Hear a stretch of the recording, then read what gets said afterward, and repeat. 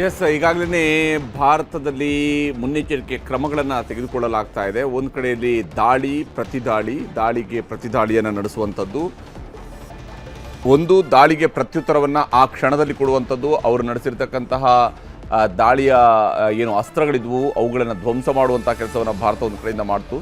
ಅದಾದ ನಂತರ ಪ್ರತಿದಾಳಿಯನ್ನು ಕೂಡ ಭಾರತ ಆರಂಭಿಸಿದೆ. ಪ್ರತಿದಾಳಿಯನ್ನು ಆರಂಭಿಸುವ ಸಂದರ್ಭದಲ್ಲೇ ಭಾರತದ ಒಳಭಾಗದಲ್ಲೂ ಕೂಡ ಒಂದಿಷ್ಟು ಮುನ್ನೆಚ್ಚರಿಕೆ ಕ್ರಮಗಳನ್ನು ತೆಗೆದುಕೊಳ್ಳಲಾಗಿದೆ. ವಿಶೇಷವಾಗಿ ಪಶ್ಚಿಮ ರಾಜ್ಯಗಳಲ್ಲಿ ಬರ್ತಕ್ಕಂತಹ 24 ಏರ್ಪೋರ್ಟ್ಗಳಲ್ಲೂ ಕೂಡ ಈಗ ನಾಗರಿಕ ವಿಮಾನಯಾನವನ್ನು ಬಂದ್ ಮಾಡಿಸಲಾಗಿದೆ. ಅಂದರೆ ಇಲ್ಲಿರುವಂಥ ಎಲ್ಲ ನಾಗರಿಕ ವಿಮಾನಯಾನವನ್ನು ಬಂದ್ ಮಾಡಿಸಲಾಗಿದೆ. ಅದು ಗುಜರಾತ್ನಿಂದ ಹಿಡಿದು ಜಮ್ಮು ಕಾಶ್ಮೀರದವರೆಗಿರುವಂತಹ ಎಲ್ಲ ವಿಮಾನ ನಿಲ್ದಾಣಗಳನ್ನು ಬಂದ್ ಮಾಡಿಸುವಂಥ ಕೆಲಸವನ್ನು ಈಗ ಭಾರತ ಸರ್ಕಾರ ಮಾಡಿದೆ. ಸಣ್ಣ ಸಣ್ಣ ಏರ್ಪೋರ್ಟ್ಗಳನ್ನು ಬಂದ್ ಮಾಡಿಸಲಾಗಿದೆ ಮತ್ತು ಆ ಮೂಲಕವಾಗಿ ಮುಂದಿನ ಆದೇಶದವರೆಗೂ ಕೂಡ ಏರ್ಪೋರ್ಟ್ಗಳು ಬಂದ್ ಆಗಿರ್ತವೆ. ಯಾಕೆಂದರೆ ಯಾವ ಕ್ಷಣದಲ್ಲಿ ಯಾವ ಸ್ವರೂಪದ ದಾಳಿಯನ್ನು ಕೂಡ ನಡೆಸ್ಬೋದು. ಮತ್ತು ಪಾಕಿಸ್ತಾನ ನಾಗರಿಕ ವಿಮಾನಗಳ ಮೇಲೂ ಕೂಡ ದಾಳಿ ನಡೆಸೋದಕ್ಕೆ ಹಿಂದೆ ಮುಂದೆ ನೋಡುವಂಥ ದೇಶ ಅಲ್ಲ. ಯಾಕಂದರೆ ಅದೊಂದು ಅನಾಗರಿಕವಾಗಿ ವರ್ತಿಸಿರುವಂತಹ ದೇಶ ಮತ್ತು ಅಲ್ಲಿರ್ತಕ್ಕಂತಹ ಸೇನಾಧಿಕಾರಿಯೂ ಕೂಡ ತನ್ನ ಅನಾಗರಿಕತೆಯನ್ನು ಜಗಜ್ಜಾಹೀರು ಮಾಡಿ ಆಗಿದೆ ಆಲ್ರೆಡಿ. ಯೂನಿಫಾರ್ಮ್ನಲ್ಲಿ ಇರತಕ್ಕಂತಹ ವ್ಯಕ್ತಿಯಲ್ಲಿರಬಹುದಾಗಿರುವಂತಹ ಕನಿಷ್ಠ ಶಿಸ್ತು, ಕನಿಷ್ಠ ಮಾನವ ಪ್ರಜ್ಞೆ ಇವ್ಯಾವೂ ಇಲ್ಲದಂತಹ ಸ್ವರೂಪದಲ್ಲಿ ಆ ದೇಶದ ಸೇನಾ ಮುಖ್ಯಸ್ಥನೇ ವರ್ತಿಸಿರುವಾಗ ಆ ಸೇನೆ ಹೇಗೆ ಬೇಕಿದ್ರೂ ವರ್ತಿಸ್ಬೋದು. ನೋಡಿ, ಇಲ್ಲಿ ಈಗಾಗಲೇ ಭಾರತ ಮತ್ತು ಪಾಕಿಸ್ತಾನದ ನಡುವೆ ನಡೀತಾ ಇರುವಂತಹ ದಾಳಿ ಮತ್ತು ಪ್ರತಿದಾಳಿಯ ದೃಶ್ಯಗಳನ್ನು ಕೂಡ ನಾವು ನೋಡ್ತಾ ಇದ್ವಿ. ಸುಳ್ಳು ಸುದ್ದಿ ಹಬ್ಬಿಸ್ತಾ ಇದ್ದಂತಹ ಖಾತೆಗಳನ್ನು, ಎಕ್ಸ್ ಖಾತೆಗಳನ್ನು ಸ್ಥಗಿತಗೊಳಿಸುವಂತಹ ಕೆಲಸವನ್ನು ಕೂಡ ಏಕಕಾಲದಲ್ಲಿ ಮಾಡಲಾಗಿದೆ. ಪಾಕಿಸ್ತಾನದ ಮೇಲೆ ಭಾರತ ಡಿಜಿಟಲ್ ವಾರನ್ನು ಕೂಡ ತೆಗೆದುಕೊಂಡಿದೆ. 8,000 ಎಕ್ಸ್ ಖಾತೆಗಳನ್ನು ಈಗ ಭಾರತ ಸ್ಥಗಿತಗೊಳಿಸಿದೆ. ನಮ್ಮ ಜೊತೆಗೆ ರಕ್ಷಣಾ ತಜ್ಞರಾಗಿರುವಂತಹ ಗಿರೀಶ್ ಲಿಂಗಣ್ಣ ಅವರು ಸಂಪರ್ಕದಲ್ಲಿದ್ದಾರೆ. ಗಿರೀಶ್ ಲಿಂಗಣ್ಣ ಅವರೇ, ಯಾವ ಸ್ವರೂಪದಲ್ಲಿ ಈ ಬಾರಿಯ ಈ ದಾಳಿ, ಯಾಕೆಂದರೆ ಪಾಕಿಸ್ತಾನಕ್ಕೆ ಭಾರತ ಎಚ್ಚರಿಕೆಯನ್ನು ಕೊಡುವಂತಹ ಕೆಲಸವನ್ನು ಮಾಡಿತು. ಪಹಲ್ಗಾಮ್ನ ದಾಳಿಗೆ ಪ್ರತಿಯಾಗಿ ಭಾರತ ಅಲ್ಲಿಯ ಯಾವುದೇ ನಾಗರಿಕರನ್ನು ದಾಳಿ ಮಾಡಲಿಲ್ಲ. ಕೇವಲ ಉಗ್ರರ ನೆಲೆಗಳನ್ನು ಮಾತ್ರ ಧ್ವಂಸ ಮಾಡಿ ಜಾಗತಿಕ ಶಾಂತಿಯ ದೃಷ್ಟಿಯಿಂದಲೇ ಮಾಡಿರುವಂತಹ ಕೆಲಸ ಅದಾಗಿತ್ತು. ಅದಾದ ನಂತರ ಅವರು ಮಾಡಿರುವಂಥದ್ದು 15 ನಗರಗಳ ಮೇಲೆ ದಾಳಿಗೆ ಪ್ರಯತ್ನ ಮಾಡಿದರು. 16 ಜನ ನಾಗರಿಕರನ್ನು ಪೂಂಚ್ ಸೆಕ್ಟರ್ನಲ್ಲಿ ದಾಳಿ ಮಾಡಿ ಕೊಂದಿರುವಂಥದ್ದು. ಅಷ್ಟೂ ಸಾಲದು ಅನ್ನುವಂಥ ರೀತಿಯಲ್ಲಿ ಇವತ್ತು ನಡೆಸಿರ್ತಕ್ಕಂಥ ಈ ಜಮ್ಮುವಿನ ಮೇಲೆ, ಪಠಾಣ್ಕೋಟ್ನ ಮೇಲೆ ನಡೆದಿರುವಂತಹ ದಾಳಿ, ಈಗ ಪ್ರತಿದಾಳಿಯೂ ಕೂಡ ಆರಂಭ ಆಗಿದೆ ಭಾರತದ ಕಡೆಯಿಂದ. ಯಾವ ಸ್ವರೂಪದಲ್ಲಿ ನೋಡ್ತೀರಿ ತಾವು ಈ ಇಡೀ ಬೆಳವಣಿಗೆಯನ್ನು? ಪಾಕಿಸ್ತಾನ ಕಂಪ್ಲೀಟ್ ವಾರ್ ಕಡೆಗೆ ಇದನ್ನು ಎಸ್ಕಲೇಟ್ ಮಾಡ್ತಾ ಇರುವಂಥದ್ದು ಸ್ಪಷ್ಟವಾಗಿ ಗೋಚರಿಸ್ತಾ ಇದೆಯಾ ಅಂತ ನೋಡಿದ್ರೆ, ಅವರು ನಮ್ಮ ಆರ್ಮಿ ಹೆಡ್ ಕ್ವಾರ್ಟರ್ಸ್ 16 ಕಾರ್ಪ್ಸ್ ಅದ್ರ ಮೇಲೆ ಅಟ್ಯಾಕ್ ಮಾಡಕ್ ಪ್ರಯತ್ನ ಪಟ್ಟಿದ್ದಾರೆ. ಎಲ್ಲ ವಾರ್ ಅಮ್ಯುನೇಟೆಡ್ ಡ್ರೋನ್ಸ್ ಗಳನ್ನ ಬಳಸ್ತಾ ಇದ್ದಾರೆ.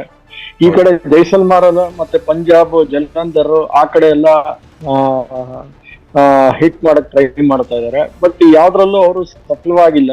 ಅಂದ್ರೆ ನಮ್ಮ ಆಂಟಿ ಮಿಸೈಲ್ ಸಿಸ್ಟಮ್ಸ್, ಅಂದ್ರೆ ಬ್ಯಾಲಿಸ್ಟಿಕ್ ಮಿಸೈಲ್ ಸಿಸ್ಟಮ್ಸ್ ಚೆನ್ನಾಗಿ ವರ್ಕ್ ಆಗ್ತಾ ಇದೆ. ಎಲ್ಲಾನು ಹೊಡೆದು ಉರುಳಿಸ್ತಾ ಇದೆ. ಕೈನೆಟಿಕ್ ಆಗಿರ್ಬೋದು, ನಾನ್ ಕೈನೆಟಿಕ್ ಆಗಿರ್ಬೋದು, 2 ಮೆಥಡ್ ಅಲ್ಲೂ ಹೊಡೆದು ಉರುಳಿಸ್ತಾ ಇದೆ. ಕೈನೆಟಿಕ್ ಅಂದ್ರೆ ಡೈರೆಕ್ಟ್ ಹಿಟ್ ಮಾಡೋದು, ನಾನ್ ಕೈನೆಟಿಕ್ ಅಂದ್ರೆ ಅದನ್ನ ಜಾಮ್ ಮಾಡೋದು. ಆ ಡ್ರೋನ್ಸ್ ನ ಎಲೆಕ್ಟ್ರಾನಿಕ್ ಇದನ್ನೆಲ್ಲ ಜಾಮ್ ಮಾಡ್ತಾ ಇದ್ದಾರೆ. ಸೊ 2 ರೀತಿಯಲ್ಲೂ ಉಪಯೋಗಿಸ್ತಾ ಇದ್ದಾರೆ. ಒಂದು S-400 ಮಿಸೈಲ್ ಸಿಸ್ಟಮ್ಸ್ ಯೂಸ್ ಮಾಡ್ತಾ ಇದ್ದಾರೆ. ನೆಕ್ಸ್ಟ್ L-70 ಅನ್ನೋ ಒಂದು anti missile, low altitude anti missile system, around 6 to 8 kilometre site ಅಲ್ಲಿ ಅದು ಹೊಡೆಯುತ್ತೆ. ಅದನ್ನು ಯೂಸ್ ಮಾಡ್ತಾ ಇದ್ದಾರೆ. ಸೊ ಈ 2 ಯೂಸ್ ಮಾಡಿ ಎಲ್ಲ ಡ್ರೋನ್ಸ್ ಗಳನ್ನ ನಾಶ ಮಾಡೋದ್ರಲ್ಲಿ ಯಶಸ್ವಿಯಾಗಿದ್ದೀವಿ. ಬಟ್ ಈಗ ನಾವು ಮಾಡೋ ಆಮೇಲೆ ಅವ್ರದ್ದು F-16 ಒಂದು ಉರುಳಿಸಿದೀವಿ ಅಂತ ಈಗ ಮಾಹಿತಿ ಬರ್ತಾ ಇದೆ. ಮತ್ತೆ 3 ಅವ್ಯಾಕ್ಸ್ ಅಂದ್ರೆ ಅದು ರೆಡಾರ್ ಕ್ಯಾರಿಂಗ್ ಏರ್ಕ್ರಾಫ್ಟ್ಸ್. ಅದು ಯುದ್ಧ ವಿಮಾನಗಳಿಗೆ ಅದೇ ಮಾಹಿತಿಗಳು ಕೊಡೋದು, ಹೇಗ್ ಹೋಗ್ಬೇಕು, ಯಾವಾಗ ಡ್ರೋನ್ಸ್ ಬರ್ತಾ ಇದೆ, ಡ್ರೋನ್ಸ್ ಅಟ್ಯಾಕ್ ಆಗ್ತಾ ಇದೆ, ಅದೊಂದು ರೆಡಾರ್ ಇದ್ದಂಗೆ ಅವ್ರಿಗೆ. So they need all the information through ಅವ್ಯಾಕ್ಸ್ ಮೇಲೆ ಡಿಪೆಂಡ್ ಆಗಿರುತ್ತೆ, ಅದ್ರ ನೆಟ್ವರ್ಕ್ ಮೇಲೆ ಡಿಪೆಂಡ್ ಆಗಿರುತ್ತೆ. ಅದನ್ನು 3 ಹೊಡೆದು ಉಳಿಸಿದ್ದಾರೆ ಅಂತ ಮಾಹಿತಿ ಬರ್ತಾ ಇದೆ ಬೇರೆ ಬೇರೆ ಚಾನೆಲ್ಸ್ ಅಲ್ಲಿ. ಬಟ್ ನನಗೆ ಅದು ಇನ್ನು ಸರ್ಕಾರದಿಂದ ಯಾವುದೇ ವಿಧವಾದ ಕಡಖಂಡಿತವಾಗಿ ಯಾವುದು ಪೋಸ್ಟ್ ಮಾಡಿಲ್ಲ ಅವರು. Only they are telling but ಈ ತರ ಅಟ್ಯಾಕ್ಸ್ ಆಗಿದೆ, ಬಟ್ ನಾವು ಯಶಸ್ವಿಯಾಗಿ ಎಲ್ಲ ನಾವು ನ್ಯೂಟ್ರಲೈಸ್ ಮಾಡ್ತಾ ಇದೀವಿ, ಎಲ್ಲ ಜನಗಳಿಗೂ ನಾವು ಕಾಮ್ ಆಗಿರಕ್ ಹೇಳ್ತೀವಿ ಅಂತ ಇಷ್ಟೇ ಮಾಹಿತಿ ಬರ್ತದೆ. ಬಟ್ ನಮ್ಮಲ್ಲಿ ಈಗ ರಿಟಾಲಿಯೇಟ್ ಅಂತೂ ಮಾಡೇ ಮಾಡ್ತಾರೆ. There will be an heavy retaliation. Islamabad ಹೊಡಿತಾರೋ, ಇಲ್ಲ ಲಾಹೋರ್ ಕರಾಚಿನ ಕಂಪ್ಲೀಟ್ ಮುಗಿಸ್ತಾರೋ, ಇಲ್ಲ ರಾವಲ್ಪಿಂಡಿ ಹೆಡ್ ಕ್ವಾರ್ಟರ್ಸ್ ನ ಮುಗಿಸ್ತಾರೋ ಗೊತ್ತಿಲ್ಲ. ಬಿಕಾಸ್ ನಾವಿನ್ನು ಯಾವುದೇ ಮಿಸೈಲ್ ಯಾವುದೇ ಇದನ್ನ ನಾವು ಯೂಸ್ ಮಾಡಿಲ್ಲ, ಇಲ್ಲ ಇನ್ನು ಮಾಡ್ತಾರೆ. ಬಟ್ ಈ ನೈಟ್ ನಾವು ನೋಡ್ಬೇಕಾಗ್ತದೆ ಯಾವ ತರ ನಮ್ಮ ಅಟ್ಯಾಕ್ಸ್ ಇರುತ್ತೆ ಅಂತ. ಅಷ್ಟರಲ್ಲಿ US ಸೆಕ್ರೆಟರಿ ಅವರು ಆಗ್ಲೇ ಅಜಿತ್ ದೋವಲ್ ಮಾತಾಡಿದ್ದಾರೆ, ಮತ್ತೆ US ಸೆಕ್ರೆಟರಿ ಅವರು ಆಗ್ಲೇ ಪ್ರೈಮ್ ಮಿನಿಸ್ಟರ್ ಶಹಬಾಜ್ ಹತ್ರ ಮಾತಾಡಿದ್ದಾರೆ ಅಂತ ಮಾಹಿತಿ ಇದೆ. ಸೊ ಅವ್ರು ಇಮಿಡಿಯೇಟ್ ಕ್ಯಾಬಿನೆಟ್ ಮೀಟಿಂಗ್ ಅವರು ಕರೆದಿದ್ದಾರೆ ಪಾಕಿಸ್ತಾನದವ್ರು ಈಗ. ಸೊ ಏನ್ ಡಿಸಿಷನ್ ತಗೋತಾರೆ ಅಂತ ನೋಡ್ಬೇಕೀಗ. ಇಡೀ ರಾತ್ರಿ ನಮ್ಗೆ ಇದೊಂಥರ ಬೆಳಗಾಗ್ದಿರೋ ಅಂತ ರಾತ್ರಿ ತರ ಏನ್ ಆಗ್ತಾ ಇದೆ, ಎವ್ರಿ ಮಿನಿಟ್ ಚೇಂಜ್ ಆಗ್ತಾ ಇದೆ ವಾತಾವರಣ. ನಾವು ಕಾದ್ ನೋಡ್ಬೇಕು ಏನಾಗುತ್ತೆ.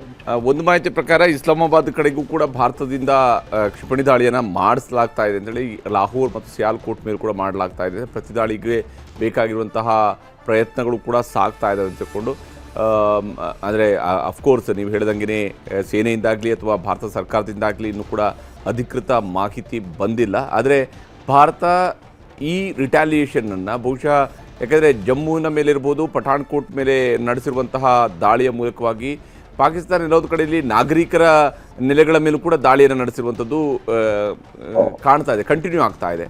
ಅಂದ್ರೆ ಅದು ಹೌದು, ನಾಗರಿಕರ ಮೇಲೆ ದಾಳಿ ಮಾಡಕ್ ಟ್ರೈ ಮಾಡ್ತಿದ್ದಾರೆ, ನಮ್ಮ ಆರ್ಮಿ ಹೆಡ್ ಕ್ವಾರ್ಟರ್ಸ್ ಮೇಲೆ ದಾಳಿ ಮಾಡಕ್ ಟ್ರೈ ಮಾಡ್ತಿದ್ದಾರೆ, ನಮ್ಮ ಅಸೆಟ್ಸ್ ಮೇಲೆ ಮಿಲಿಟರಿ ಅಸೆಟ್ಸ್ ಗಳು ಗ್ಯಾರಂಟಿ ಇರುತ್ತೆ ಜೈಸಲ್ಮೇರ್ ಅಲ್ಲೆಲ್ಲ, ಅದ್ರ ಮೇಲೆ ದಾಳಿ ಮಾಡಕ್ ಪ್ರಯತ್ನ ಪಡ್ತಾ ಇದ್ದಾರೆ. ಸೊ ಇದೆಲ್ಲ ನೋಡಿದ್ರೆ ಅವ್ರು ಎಸ್ಕಲೇಟ್ ಮಾಡ್ಬಿಟ್ಟಿದ್ದಾರೆ ಈಗಾಗ್ಲೇ. ಸೊ ಈ ಪ್ರತಿ ದಾಳಿ ಅಂತೂ ನಿರೀಕ್ಷಿಸ್ತಾರೆ. ಈಗಾಗ್ಲೇ ನಮ್ಮ ಭಾರತ ಸರ್ಕಾರ ಆಗ್ಲೇ ಯುರೋಪಿಯನ್ ಯೂನಿಯನ್ ಹತ್ರ ಮಾತಾಡಿದೆ, ಅಮೆರಿಕ ಹತ್ರ ಮಾತಾಡಿದೆ. ಸೊ ಅವ್ರು ಏನ್ ಸಂದೇಶ ಕೊಡ್ಬೇಕು ಖಂಡಿತ ಕೊಟ್ಟಿರ್ತಾರೆ, ನಾವ್ ಯಾವ ತರ ದಾಳಿ ಮಾಡ್ತೀವಿ ಅಂತಾನು ಸಂದೇಶ ಕೊಟ್ಟಿರ್ತಾರೆ.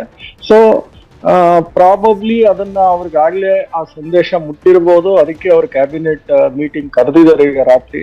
ಸೊ ಈ ಕ್ಯಾಬಿನೆಟ್ ಮೀಟಿಂಗ್ ಅಲ್ಲಿ ಏನ್ ಅವ್ರು ಡಿಸೈಡ್ ಮಾಡಿ ಏನ್ ಬರುತ್ತೆ ಸೂಚನೆ, ಅದನ್ನೆಲ್ಲ ನಾವು ನೋಡ್ಬೇಕಾಗ್ತದೆ. ಅಷ್ಟರಲ್ಲಿ ನಮ್ಮ ದಾಳಿ ಹೇಗಿರುತ್ತೆ, ಯಾವ ತರ ರಿಟಾಲಿಯೇಟ್ ಮಾಡ್ತಾರೆ, ನಾವು ಮಿಸೈಲ್ಸ್ ಯೂಸ್ ಮಾಡ್ತೀವ, ಇಲ್ಲ ನಮ್ಮ ಏರ್ಕ್ರಾಫ್ಟ್ಸ್ ಅಲ್ಲಿ ಹೋಗಿ ಹೊಡೆದ್ ಬರ್ತೀವ, ಇಲ್ಲ LOC ಒಳಗಡೆಯಿಂದಾನೇ ನಾವ್ ಎಲ್ಲಾರನ್ನು ದಾಳಿ ಮಾಡಿ ಮುಗಿಸ್ತೀವ, ಅದನ್ನೆಲ್ಲ ಕಾದ್ ನೋಡ್ಬೇಕು ಹೇಗ್ ಮಾಡ್ತಾರೆ ಅಂತ. We have to wait and C.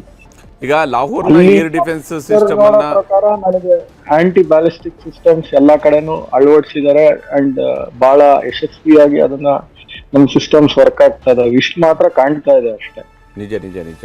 ಹಾಗೆಯೇ ಏನು ಲಾಹೋರ್ನಲ್ಲಿ ಈಗಾಗಲೇ ಏರ್ ಡಿಫೆನ್ಸ್ ಸಿಸ್ಟಮನ್ನು ಧ್ವಂಸ ಮಾಡಿರುವಂಥದ್ದು ಕೂಡ ನಡೆದಿದೆ.